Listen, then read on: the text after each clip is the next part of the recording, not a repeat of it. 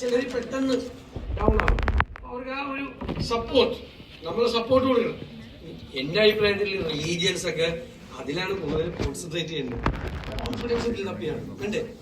ഇപ്പൊ ഞാനിപ്പോ രാവിലെ പറഞ്ഞത് വേദപുസ്തകത്തിൽ പറയുന്നു, വലിയ ബൈബിളിൽ നിങ്ങൾ പ്രത്യാശയുള്ളവരായിരിക്കണം, ഹോപ്പ്ഫുൾ ആയിരിക്കണം. നമ്മൾ പ്രതീക്ഷ ഉണ്ടാവുകയാണ്. നമ്മൾ അതിൽ ഭയങ്കര പ്രധാനപ്പെട്ട ഒരു വാക്കാണ് പ്രത്യാശയുള്ളവരായിരിക്കണം. പ്രതിസന്ധികളിൽ തളർന്നു പോകാതെ, അല്ലെ? നമ്മൾ എന്തെങ്കിലും ഒരു സെറ്റ് ബാക്ക് നമുക്കുണ്ടായ പിന്തിരിഞ്ഞ് ഓടാതെ, ആത്മഹത്യ ചെയ്യാൻ പോവാതെ നമ്മൾ അതിനെ ഫേസ് ചെയ്യണം. അതിനെ നമ്മൾ മറികടക്കണം. പ്രത്യാശ നമ്മുടെ മനസ്സിൽ നമ്മൾ സൂക്ഷിക്കണം. അപ്പോൾ ദൈവവിശ്വാസികൾക്ക് അല്ലാത്തവർക്ക് വേറെ വഴി നോക്കാം.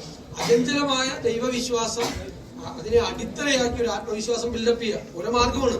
വിശ്വാസിയായ ഒരാൾക്ക് അങ്ങനെ ചെയ്യാം. അപ്പൊ ഞാൻ എന്റെ അഭിപ്രായത്തിൽ റിലീജിയൻസ് ഒക്കെ കൂടുതൽ ആളുകൾക്ക് കോൺഫിഡൻസ് ബിൽഡപ്പ് ചെയ്യാൻ വേണ്ടിയിട്ടുള്ള സഹായിക്കുകയാണ്. ഇപ്പൊ സ്ഥാപനങ്ങളിൽ നമ്മളിപ്പോ എന്ത് സംഭവം നമുക്ക് നന്നായി നടത്തിക്കൊണ്ടു പോകണമെങ്കിലും ടീം ബിൽഡ് ചെയ്യണം. പഴയ പോലെയല്ല, ഒറ്റയ്ക്കൊന്നും ചെയ്യാൻ പറ്റില്ല. ഞാൻ ലീഡർഷിപ്പിൽ ഇരിക്കുന്ന ആളാണ്, എനിക്ക് ഒറ്റയ്ക്കൊന്നും ചുക്കും ചെയ്യാൻ പറ്റില്ല.